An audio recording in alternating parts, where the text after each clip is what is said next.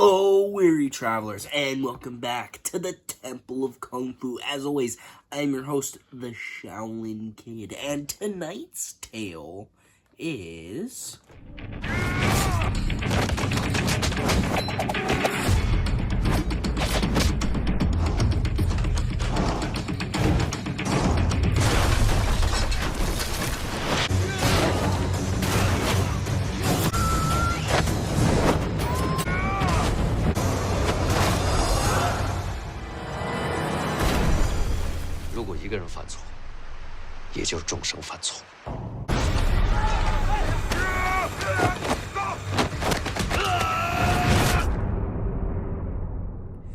Wuxia, released as Dragon in the States,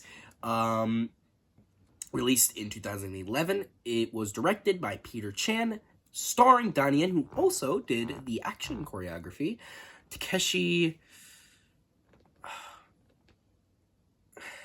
Kaneshiro. I'm very sorry.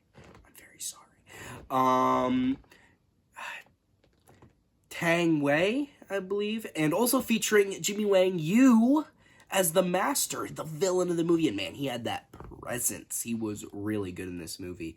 Love to see Jimmy Wang Yu in anything. Rest in peace. But this film is a kung fu like thriller, right? Let's call it that. And I thought it was really enjoyable. I really liked it. I really thought that I liked the dual protagonists of the detective that Takeshi played and the changed man Donnie Yen played, like the former killer gang member who eventually tried to turn over a new leaf and become a new man and live a calm life as a farmer or a paper maker, right? Kind of a mixture of the two. But either way, I also liked, the film was about redemption.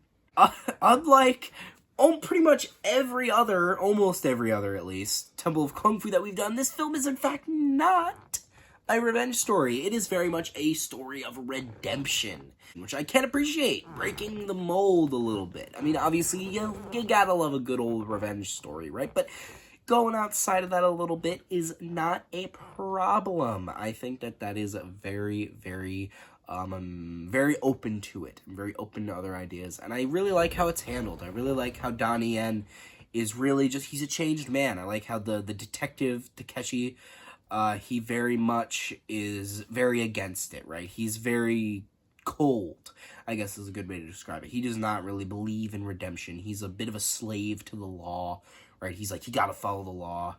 You break the law once, you're always a criminal. You're never going, there's no such thing as redemption. I don't believe in it. If you're bad, you're always bad, right? Very black and white way of looking at things. Because of an experience that he had before when he gave someone leniency, and it backfired, right? They poisoned him, and they poisoned their family, and it almost killed him, right? So, obviously, he just kind of was like, I'm going to follow the law, because anybody who breaks the law, they're always bad. But then there was Donnie Yen, who was actually a pretty bad man in the past. He killed people, right? Tortured people, cooked people, at least. He didn't cook them directly, but that's what happened to them, right? And he was a bad man. But then he didn't want to live that life anymore. He didn't want to be that bad man. So he moved away, and he started a family with a woman that he loved.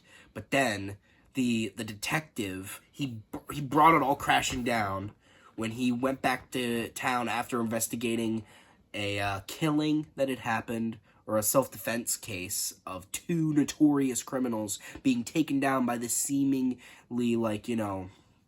harmless paper maker. But it actually, it turned out that he had just destroyed them, right? He had, just completely danced on their corpses, right? But it seemed like the way he played it off was like, oh, it was an accident. All that stuff, all that stuff. I didn't really know how to fight. I just got lucky. But the detective's like, I'm not buying that. There's no way. It was too convenient. All this stuff. But then when he went back after investigating it, he like told people about it, and then he tried to like talk to a judge about it or talk to somebody about it, and then they went to Jimmy Wang Yu, who was actually his father, and Jimmy Wang Yu's like, he's like, I'm gonna go see my son and I'm gonna bring him back. You know, he's the best that I ever had. He's the best. So he went and he brought his men, and of course, you know, Jimmy Wang Yu was like, I want you to come back. I want you to come back with me, be my greatest soldier. Donnie Yen was like, I don't want to do that. I don't want to live that life. So then they got into a big fight, and of course, one thing I really appreciated, which is something that I called in the movie, Donnie Yen had cut his arm off as like symbolic to be like, I'm not your son anymore, right? He's like, that piece of me is gone. You know what I mean?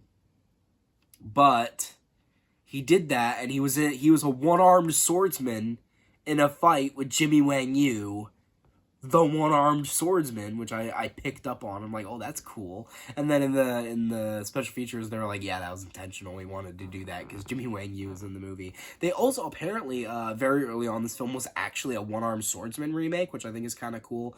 I'm glad they didn't go with that though, obviously, because the movie ended up being really good, and just the little one-armed swordsman part at the end was a nice little tribute. But although I really did like the fight between Donnie Yen and Jimmy Wang Yu, I thought Jimmy Wang Yu was really good at playing this, like, fucking indestructible machine, right? He just, even though they had shown Donnie Yen was, like, a killer earlier, like, in the movie, he could, like, destroy people, you know, with barely any, like, without any weapons. He could destroy people without even trying. But since Jimmy Wang Yu was the man who taught him everything that he knew, right, he couldn't beat him. Also, since he didn't have an arm, that also kind of hindered his abilities a little bit. But also, Jimmy Wang Yu was just too strong. When he struck him with a sword, his chi was just too high. He had too much chi that the sword didn't even damage him, that it just bounced right off his skin, right? But then, the detective kind of had his own redemption story, where he started to believe in redemption, where he started to believe in, you know, people getting second chances. So he actually, you know, helped fight Jimmy Wang Yu, the master. He helped fight alongside Donnie Yen. Obviously, he wasn't really, like, throwing down. He was kind of helping on the sidelines, right, by poking needles into Jimmy Wang Yu to weaken him. But then one thing that I really didn't expect, I thought Jimmy Wang Yu, I don't know how he was going to be defeated, because actually the fight was a lot quicker than I expected. Because, you know, usually with final fights in Kung Fu movies, they last like fucking 20 minutes, right? The final fights are super long. Obviously, with this being a modern Kung Fu movie, though, they're going to be shorter, because probably it's a higher budget, probably a higher, I guess a more higher level production. I don't want to say that though, because I don't want to insult the older movies, but you get what I mean. But the end, it ended completely abruptly. I kind of laughed because I really didn't expect it. So what happened was, the detective, like, Jimmy Wang Yu was about to, like, murk Donnie Yen. He had, like, had him. He's like, you are not my son anymore. And he was, like doing the evil villain monologue, right before killing the hero, you know, getting too cocky and arrogant. So then the detective ran up and poked a needle into his bald head, and then Jimmy Wang Yu went, and he, like, got the detective and, like, shot him into, like, a thing. But then I'm like, oh, okay, so those needles are gonna, like, weaken his chi, so then Donnie Yen can finish him off. But no, he gets fucking struck by lightning, right? And then he just gets charred and dies immediately, which is, I don't think it was supposed to be funny, but it was. It's like, it's also really funny, because he was talking about earlier, like, God made you my son, but you are not my son any longer, right? And he was, like, talking about God and stuff, and it's like, well, God struck him down, like, 10 seconds later, right? Maybe that was intentional, perhaps, either way, or maybe it was me just making a joke, I don't know. Either way, it was funny to me, because I genuinely didn't see it coming. But I was also talking about, I liked how the detective went through a little arc there where he gave his life to basically save the man he had been trying to arrest and basically give the death sentence, right? He had he had given his life for this man who he seemed to really dislike, who he seemed to think was a terrible man, but then he sacrificed his life to save that guy's life that he wanted to start, or that he was trying to end another life so that the other could survive. I don't know. Either way, I also liked... one thing I did like about Donnie Yen, though, is that the movie kind of kept you guessing whether he actually changed, or if it was an act, or if he was still that man that he was 10 years ago, right? I do kind of like how they kept you, like, thinking about, did he actually change? And the movie proves at the end that he did change, you know, that he's just a family man now, that he doesn't want to be a killer. He doesn't want to be that bad man, that it haunts him, right? The things that he did haunts every waking moment, you know, and it's, everything is a reminder of what he had done, right? And, you know, he paid the price, but can he truly atone for his sins? I guess is maybe the question that the film asks. And I do like that, honestly. I just thought I was really invested in the detective and Donnie Yen's character. I really like the detective due to just, like, I don't know, there's something about, like, flawed characters. I really like characters that are, like, trying to be good but have really flawed philosophies, right? Because, as I said, he was like a slave to the law, right? Like, if you break the law, you're terrible, and you deserve every punishment that comes your way, right? And if you die, then that's your fault, right?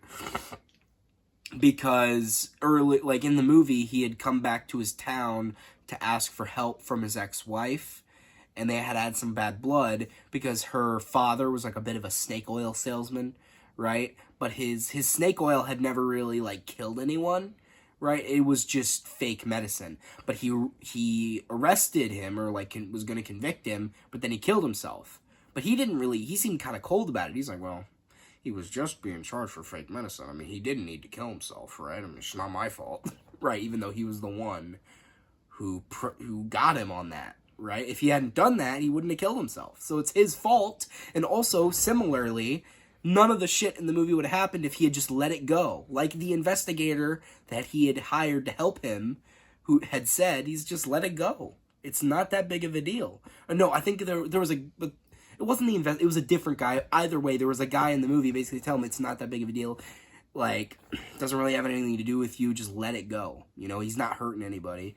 You know, but he just couldn't let it go. He was too self-righteous. He's like, no, I need to do this for the law, right? But I really did like that aspect of his character. I really liked how flawed that philosophy was and how they kind of delved into it and how they challenged it throughout the film. I really did like that aspect. And he might have been my favorite character due to how deep of, like, not that deep, but I did like that aspect of it and how much the movie explored that aspect of it and how much he changed by the end of the movie. I did like that. Either way, I'm kind of rambling here. I just really enjoyed that aspect. Obviously, the action was great, too. I thought that the action scene with the bulls, in the, over the waterfall, later in the movie was good. I liked the action scene with Donnie Yen with the two thieves in the shop. One thing I also really liked was they used a really high speed camera that had 500 frames per second for like some of the slow-mo shots, and they had the actors actually, you know, punching each other because they could only, to make it look good on the slow-mo camera, they actually had to punch each other in the face.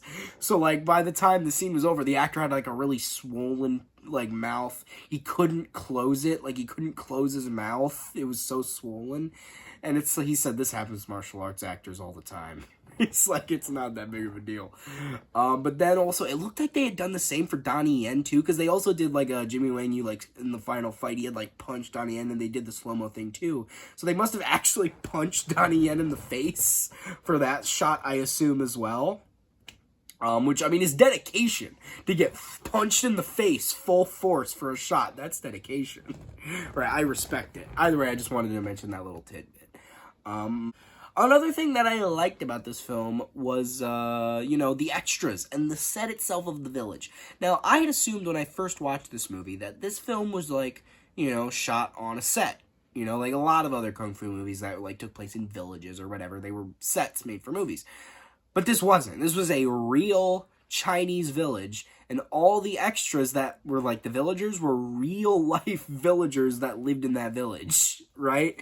So like there was in the robbery scene, those villagers in that shop were real villagers. There was like the wife of the old man who ran it. She was a real villager, and Donnie Yen was like, I handpicked her. She's like, you're perfect for this scene, right? It's like, nobody can do it better. You know, it's like, because he said an actor can't replicate, you know, a villager just doing their thing. Being a villager, being a farmer, can't replicate that. It's natural to them, so it's better. Which I can agree, you know? It's a certain level of authenticity that I can appreciate by also just, like, including the villagers at all. I think that's fun. But it is also kind of crazy and kind of sad, too, because there's, like, points where they're, like, running on the roofs of buildings, and there's, like, a guy, like, sliding down a roof, and, like, the plates on the roof, like, break and fall off, and it's like, they gotta get compensation for that guy. They broke his fucking roof! And the guy fucked up his middle finger, like, he bled a lot, and he's like, I messed up this finger. That was funny, like a little behind the scenes thing. Either way, I think I'm just gonna go to conclusions here.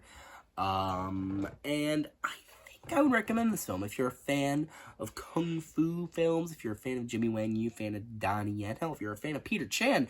I think that this film is really, really enjoyable, and I think you could get a lot of enjoyment out of this film if you fall into those criteria. Even if you're not, if you just like action movies, if you like thrillers, if you like kung fu, this is the movie for you. It's a great film. Really enjoyable. But with that being said, you may ask, what would I rate it? Well, I think I would rate this film a 7.5 out of 10. And, yeah, I think that's something to say. I think that's something to peace. So, guys, thanks for stopping by the temple. I really appreciate the support, and I hope you liked the video. Share it with friends, subscribe, turn those notifications on, comment below how much you liked it. And I've been the Shaolin Kid. Buddha be praised. There was no freeze frame ending in this one. So you don't get a freeze frame ending. You suckers. There was no freeze frame ending. There was none of that. So if there's no freeze frame ending, there is no freeze frame ending to this video. It doesn't match thematically. It doesn't match with the film.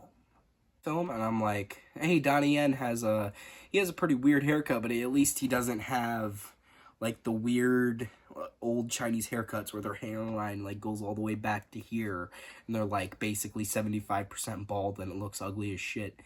But then I watched, and every other character in the movie had that haircut.